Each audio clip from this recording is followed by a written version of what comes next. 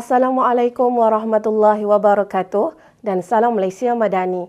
Bersama saya Nurul Ashikin Zakaria dalam Buletin Yadim TV. Antara paparan menarik Buletin Yadim TV.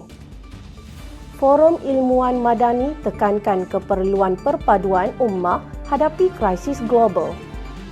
Perdana Menteri mahu transformasi digital pondok diperkasa, 6 institusi perintis terlibat.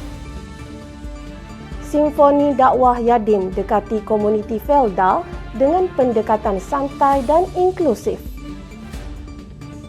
Dakwah santuni komuniti jelajah da'i orang asli terus menyinar. NGO terima watikah Maim perkukuh sinergi dakwah nasional.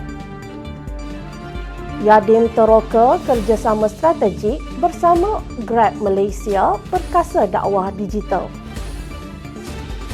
Masjid Ma'ruf perkasa belia, peluncuran Fityatul Masjid perkasa peranan belia di Ipoh.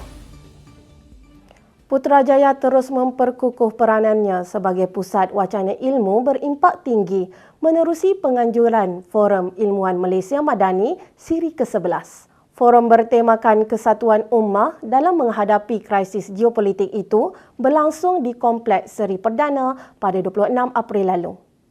Perdana Menteri Datuk Seri Anwar Ibrahim menegaskan kerajaan perlu tegas dan berpandangan jauh dalam mengurus risiko ekonomi meskipun berdepan tekanan global di luar kawalan negara. Beliau turut menekankan bahawa dalam keadaan dunia yang semakin bergolak, perpaduan umat Islam bukan lagi pilihan, sebaliknya satu keperluan mendesak. Forum ini menampilkan barisan panel antarabangsa termasuk Nekmeddin Bilal Erdogan, Sharif Hassan Al-Banna, Khairuddin Al-Junaid dan Zulkifli Hassan. Turut hadir Timbalan Perdana Menteri Datuk Seri Dr. Ahmad Zahid Hamidi serta Menteri Pendidikan Tinggi Datuk Seri Dr. Zamri Abdul Kadir. Yang di-Pertua Yadim Datuk Dr. Hassan Bahrum bersama pegawai turut hadiri forum sebagai tanda sokongan terhadap wacana ilmiah. Menarik perhatian, kehadiran bekas bintang bola sepak antarabangsa Mesut Ozil turut menyerikan forum ini.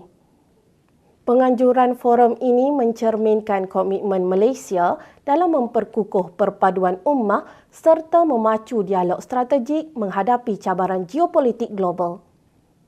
Usaha memperkasa institusi pendidikan Islam melalui pendigitalan terus dipergiat apabila 6 institusi pondok terpilih menyertai program transformasi digital institusi pendidikan Islam.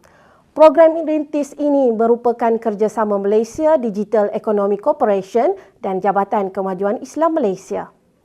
Antara institusi terlibat ialah Ma'had Tarbiyah Islamiah Kedah, Pondok Kandis Kelantan, Institut Ahmad Ibni Idris Negeri Sembilan, Ribat Al-Mustafa Pahang, Pondok Darul Furqan Perak dan Ma'had Ihya Ulumuddin Pulau Pinang. Perdana Menteri Datuk Seri Anwar Ibrahim menyatakan keyakinan bahawa institusi pondok mampu meneroka bidang baharu tanpa meninggalkan tradisi turas. Menurut beliau, penguasaan teknologi digital termasuk kecerdasan buatan kini menjadi keperluan bagi memastikan pendidikan Islam kekal relevan. Pendekatan ini dilihat mampu mengimbangi warisan ilmu tradisional dengan kemajuan teknologi. Inisiatif ini diharap melahirkan generasi berilmu, celik digital dan berdaya saing di peringkat global. Seterusnya kita ikuti edisi Yadim Cakna, segmen khas yang membawakan kupasan isu semasa secara berfakta, berimbang dan berteraskan nilai Islam.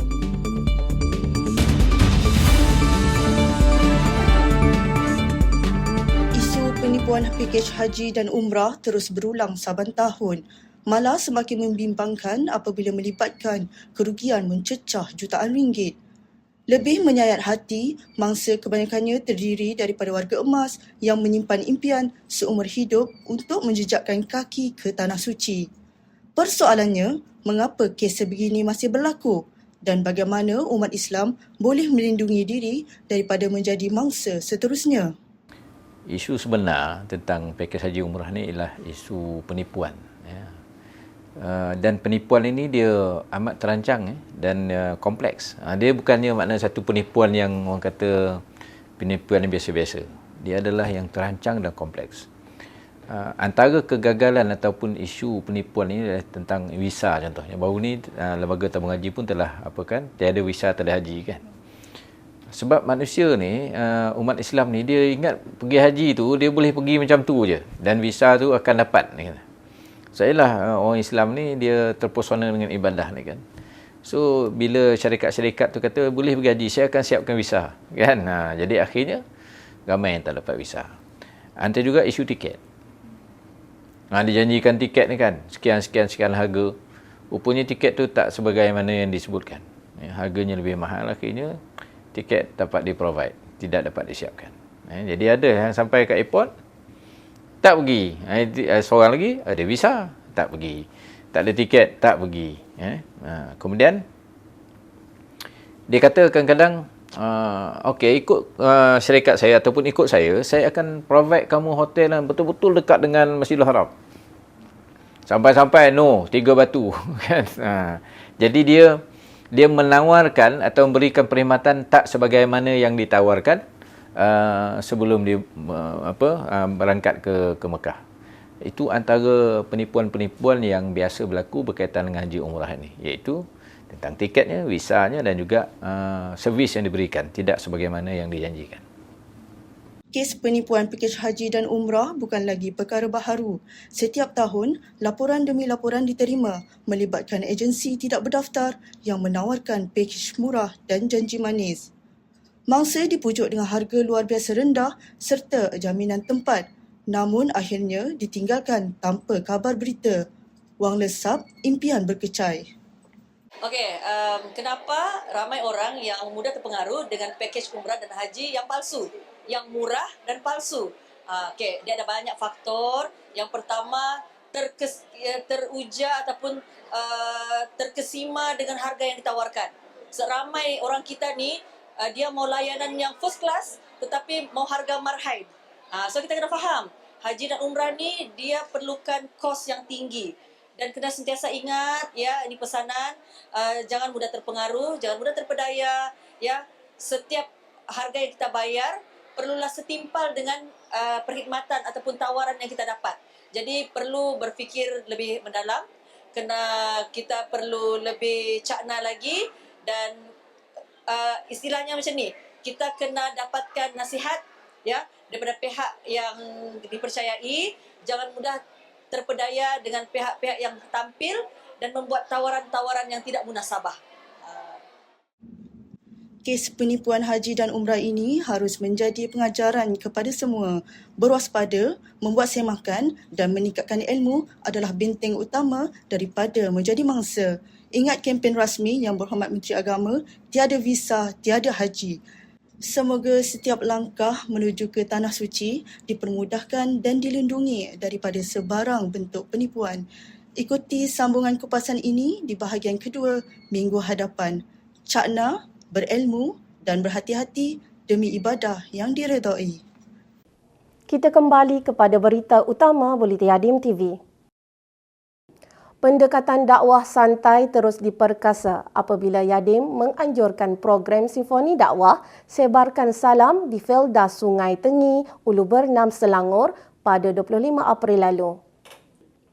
Program ini mendekati masyarakat melalui pelbagai aktiviti komuniti dan kerjasama agensi, antaranya reruai agensi, gerai komuniti serta program ziarah bagi mengeratkan hubungan dengan penduduk. Sebanyak 100 beg sekolah turut diagihkan kepada pelajar yang memerlukan. Penglibatan belia diserlahkan melalui program keluarga angkat melibatkan rakan siswa Yadim Universiti Selangor. Pengisian tahsin ibadah turut diadakan bagi memperkukuh asas ibadah masyarakat. Pada sebelah malam, program diteruskan dengan pengisian dakwah melalui seni melibatkan nasyid dan tausiah oleh Nazri Johani, kumpulan Ana de Raihan, Yabang Khalifah dan Piuris. Program ini membuktikan pendekatan dakwah kreatif mampu menarik penyertaan masyarakat secara menyeluruh. Program Jelajah Da'i Orang Asli oleh Timbalan Menteri di Jabatan Perdana Menteri Hal Ehwal Agama, Senator Puan Marhamah Rosli menyantuni komuniti orang asli di Gua Musang dan Jeli, Kelantan pada 23 dan 24 April lalu. Beliau turut mengadakan kunjungan ke Pejabat Yadim Kelantan serta menyampaikan sumbangan Yayasan Taqwa kepada penerima terpilih. Program ini melibatkan agihan bantuan kepada 246 ketua isi rumah dari 4 kampung. Selain itu, kenduri rakyat yang melibatkan kira-kira 880 penduduk turut diadakan dengan tajaan maid. Turut serta dalam program ini ialah Pengarah Yadim Kelantan, Ustazah Yusnita Muhammad Yusof. Program ini mendapat sokongan pelbagai agensi termasuk Polis Diraja Malaysia, JAKWA dan Perhilitan. Inisiatif ini memperkukuh hubungan masyarakat serta meringankan beban golongan memerlukan. Seramai 13 wakil NGO Islam menerima watikah pelantikan sebagai ahli jawatankuasa Pusat Majlis Amal Islami Malaysia pada 23 April di Putrajaya. Watikah disampaikan oleh Yang di-Pertua Yadim, Datuk Dr. Hassan Bahrom. Antara yang dilantik termasuk Datuk Seri Dr. Mujahid Yusof Rawa, Datuk Muhammad Nakai Ahmad dan Datuk Dr. Muhammad Azmi Abdul Hamid. Mesyuarat turut menekankan keperluan setiap NGO mempunyai prosedur operasi standard yang jelas. Yadim turut merancang penganjuran konvensyen NGO Islam pada hujung tahun ini bagi menyelaras peranan dan memperkukuh tadbir urus. Pelantikan ini dijangka memperkukuh kerjasama NGO Islam secara lebih berkesan dan berimpak. Yadim memperluas pendekatan dakwah melalui kunjungan strategik ke Grab Malaysia pada 21 April di Kuala Lumpur. Delegasi diketuai Yang di-Pertua Datuk Dr. Hassan Bahrom bersama pegawai kanan.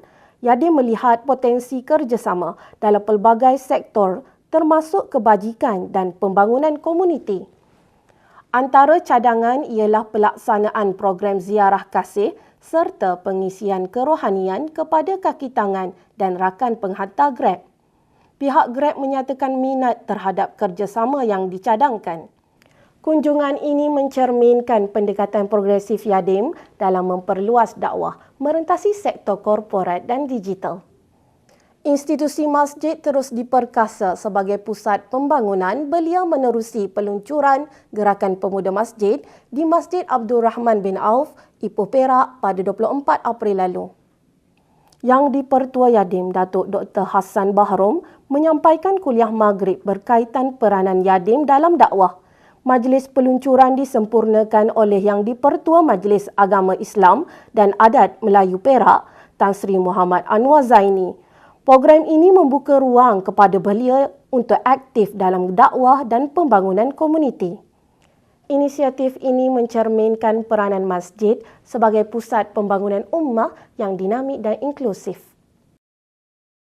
Untuk mengikuti perkembangan aktiviti Yadim di seluruh negara, berikut dipaparkan laporan ringkas program yang telah dilaksanakan oleh Yadim Negeri dan bahagian-bahagian Yadim. Yadim terus bersinar untuk umat.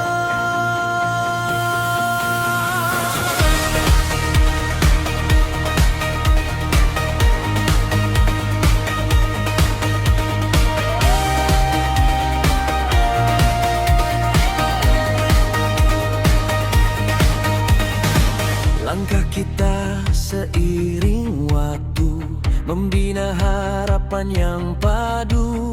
Suara hati takkan terhenti menyinar dunia dengan murni. Bersatu dalam satu arah menyemai cinta meneguh ukhuwah. Kita bawa cahaya dakwah menerangi setiap jiwa. Dengan iman dan juga takwa kita melangkah bersama. Yadim terus marah ke depan, menyatu dalam perjuangan.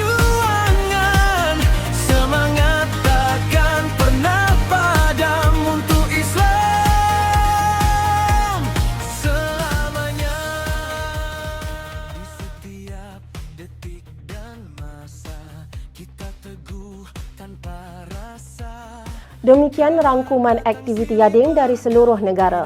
Sebelum mengakhiri siaran, kita saksikan momen Menteri di Jabatan Perdana Menteri Hal Ehwal Agama yang berhormat Senator Dr. Zulkifli Hassan menyantuni seorang individu yang tular di media sosial sebagai penghargaan atas sikap prihatin dan nilai kemanusiaan yang ditunjukkan. Kisah ini menjadi simbol perpaduan yang menyentuh hati dan mengingatkan kita bahawa nilai kebersamaan perlu dizahirkan dalam kehidupan seharian. Terima kasih kerana terus setia bersama Bulletin Yadim TV. Saya Nurul Ashikin Zakaria mengakhiri siaran. Terus ikuti kami di semua platform media sosial rasmi Yadim. Sekian, terima kasih. Assalamualaikum dan salam Malaysia Madani.